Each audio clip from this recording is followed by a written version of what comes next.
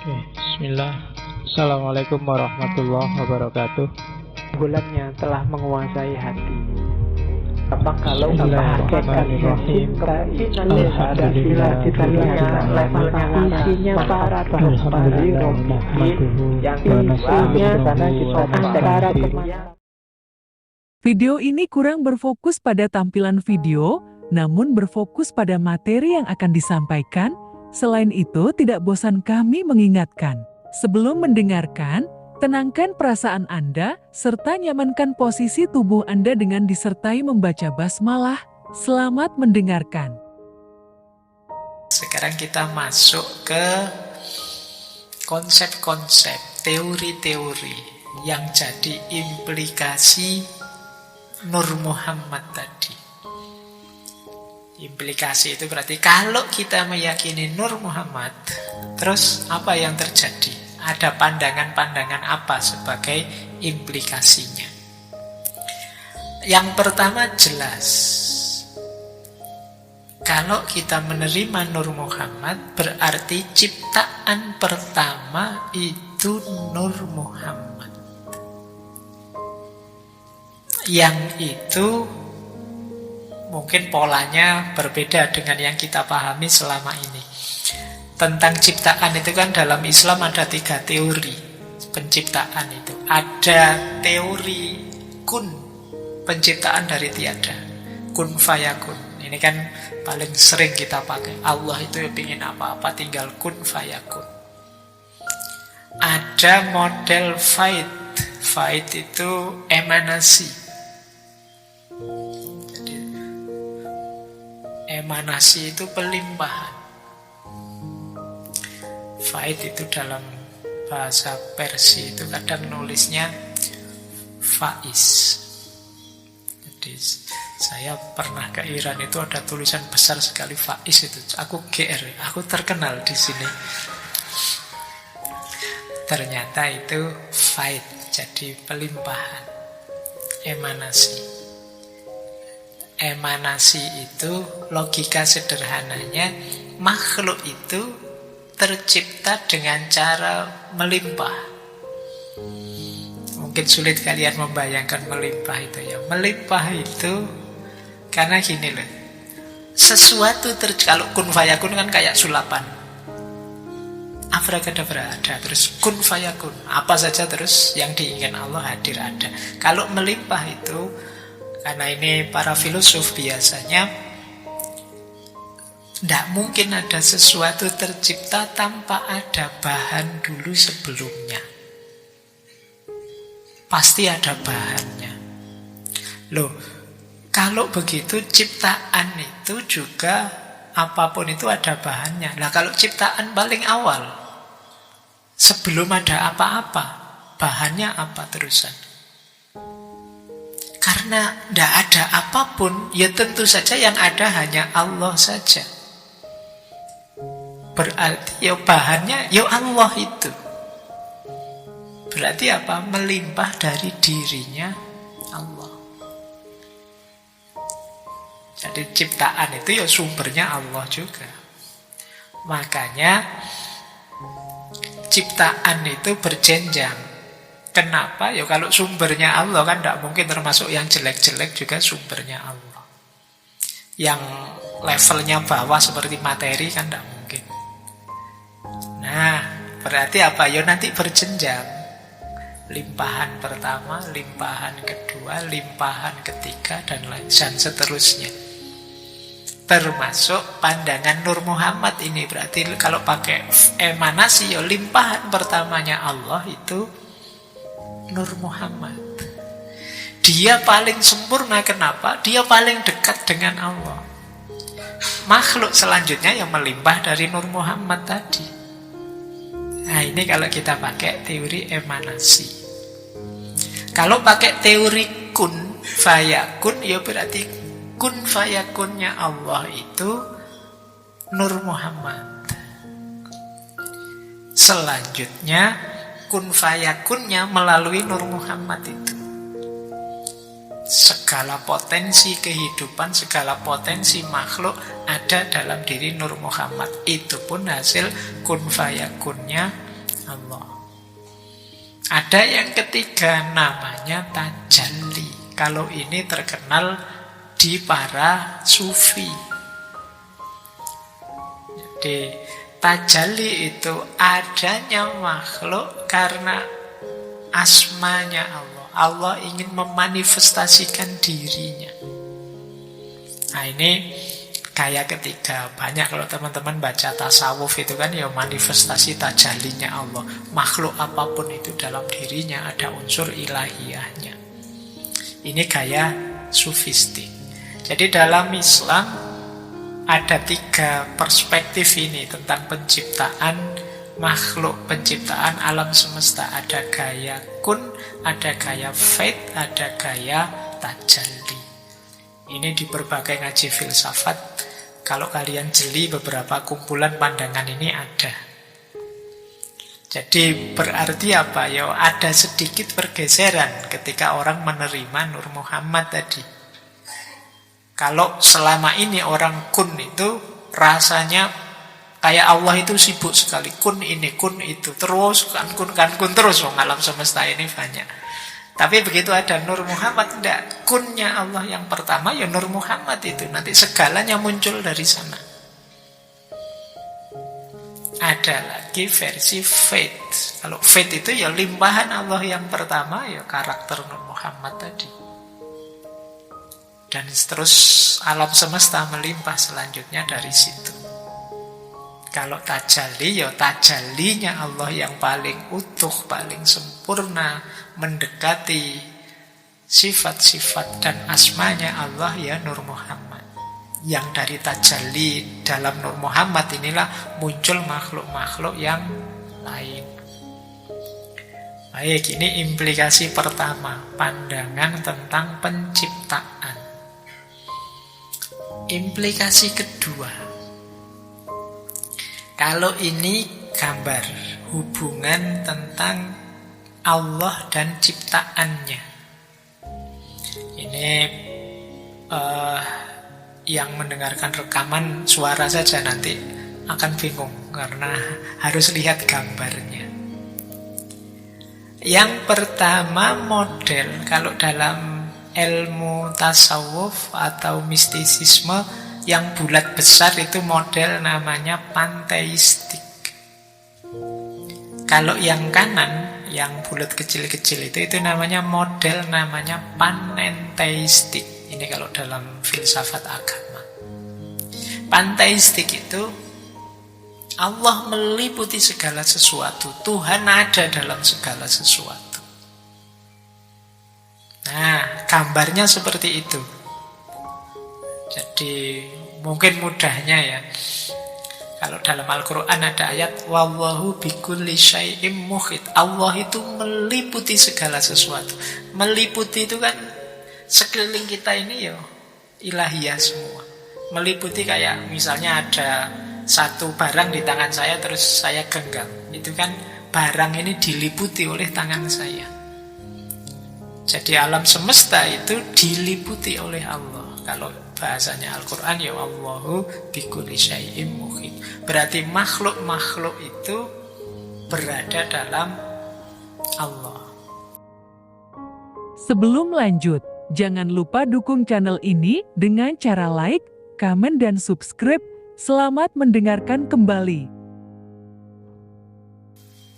Nah, ketika pandangan Nur Muhammad masuk, tidak langsung Allah, tapi yang bersentuhan langsung dengan makhluk itu Nur Muhammad. Maka gambar yang putih itu Nur Muhammad, yang kuning itu Allah. Jadi ini coraknya berbau panteistik. Yang ada di pikirannya Al-Hallaj itu yang kiri itu. Jadi makhluk itu ya Allah, karena dia berada dalam satu entitas. Ada yang kanan. Yang ini mungkin Abdul Karim Jili tadi dan Ibnu Arabi. Dalam diri setiap makhluk ada unsur ilahiyahnya. Cuma bukan Allah langsung, tapi melalui Nur Muhammad. Jadi berarti apa? Yang saya bilang tadi, wa nafakha fihi min ruhi, itu sebenarnya yang disebut cahaya ruh dalam diri kita itu ya Nur Muhammad itu. Ya memang dia manifestasi tajallinya Allah yang paling dekat dengan Allah. Kalau kita kebingungan melacaknya, ikuti saja manifestasinya Nur Muhammad yang utuh, yaitu Nabi Muhammad. Nah, ini pandangan tentang hubungan antara Allah dan ciptaannya. Yes. Kalau anak-anak kampus kan mudah kalau membaca gambar-gambar kayak gini. Kecuali yang memang tidak mudah.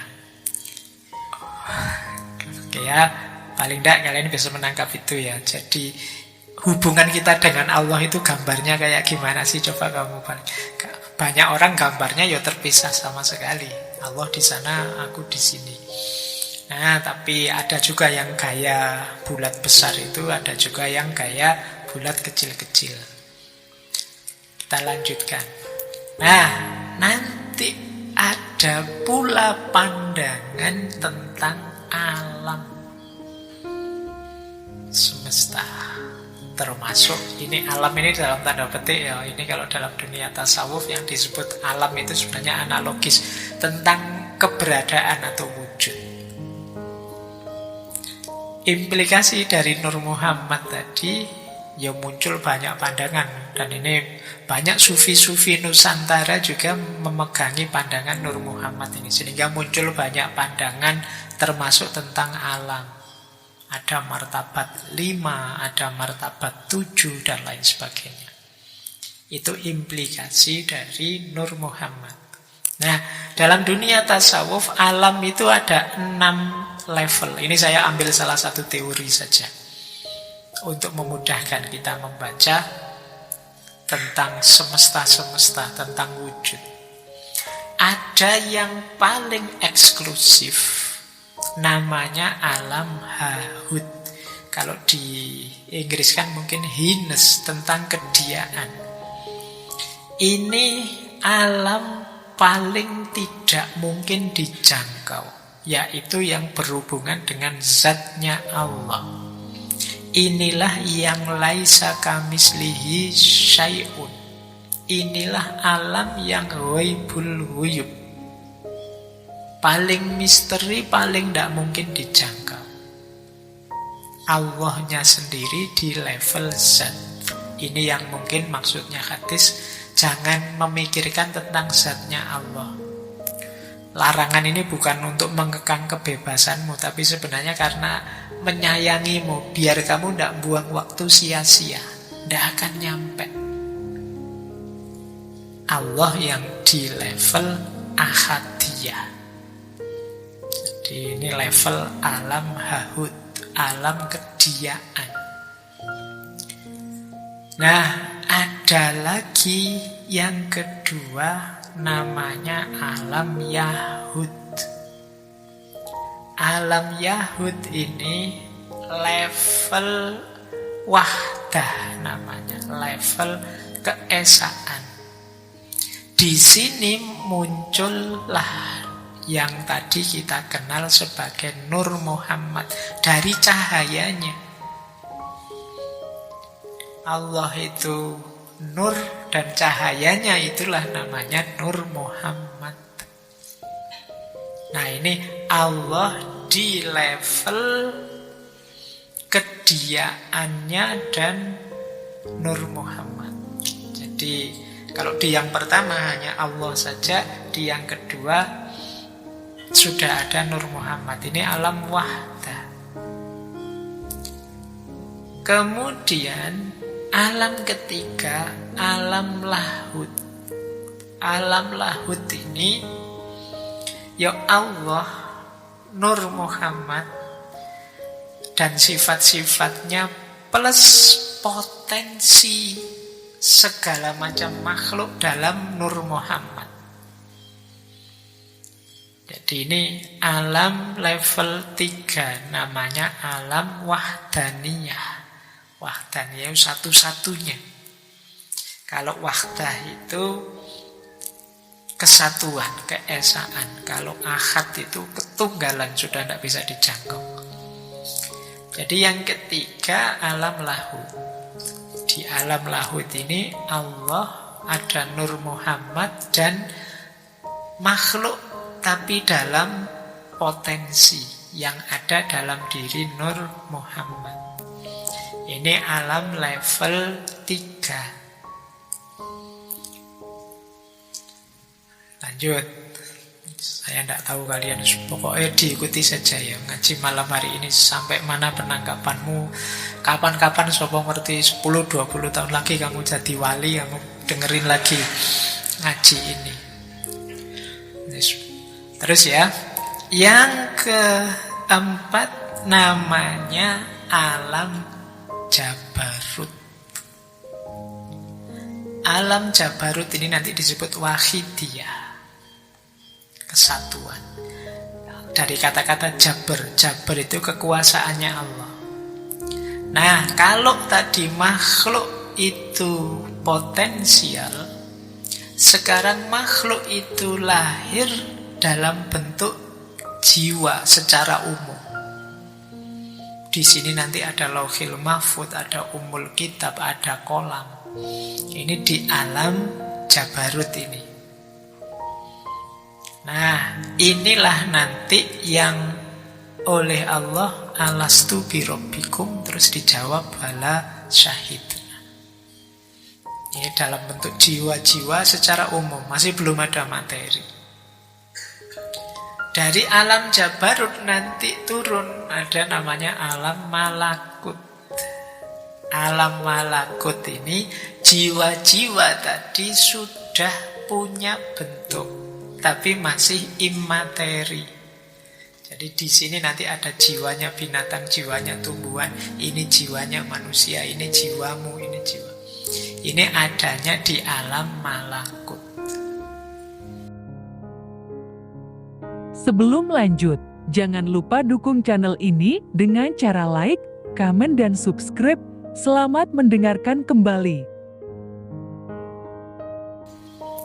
Yang paling akhir alam nasut. Alam nasut itu alam materi. Jadi disinilah nanti jiwa-jiwa tadi masuk dalam jasad, dalam wadah yang sudah disiapkan sebelumnya. Oh, ini pandangan tentang Nur Muhammad ini ya ternyata ada implikasinya dalam level-level alam. Itu mungkin kita menyebutnya dimensi. Alam yang banyak berlipat-lipat. Ada alam Hahud, Yahud, Lahud, Jabarut, Malakut, dan Nasut. Ini mungkin kalau pakai bahasa hari ini multiverse-nya tasawuf. Jadi hari ini kan rame tentang multiverse itu kan, berlipat-lipatnya alam. Ternyata ya di tasawuf sudah lebih duluan punya teori tentang alam yang berlipat-lipat.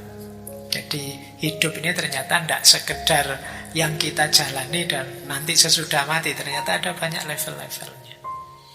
Oke, jadi ini pengaruh terhadap pandangan tentang alam. Lanjut. Kemudian pengaruhnya terhadap pandangan tentang sejarah.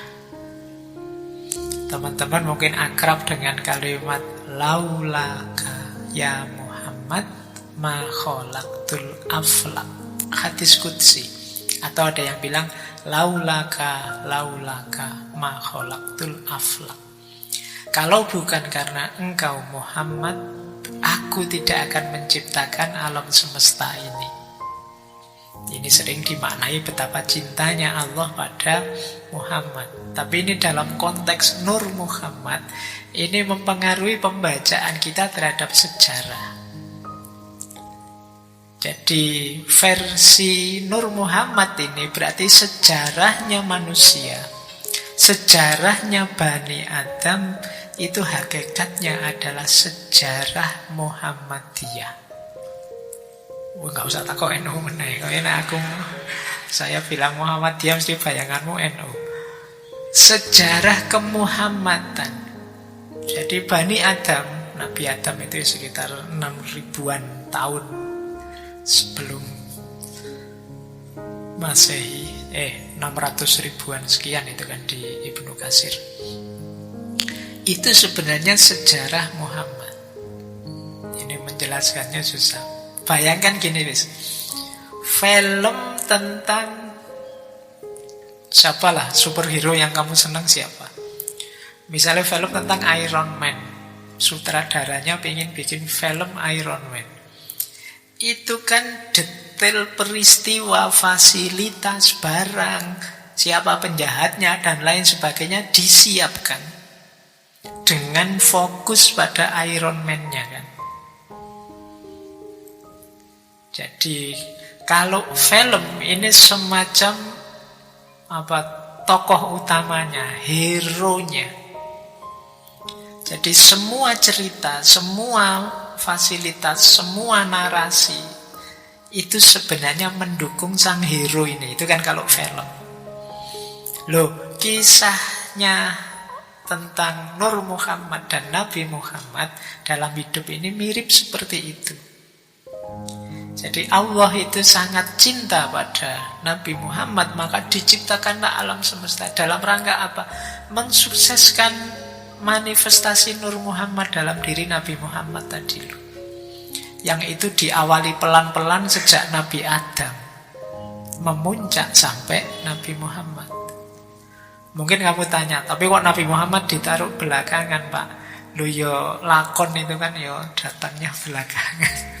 Kalau hero itu kan ya mosok datang paling awal. Biasanya kalau sudah masalah memuncak, beliau hadir.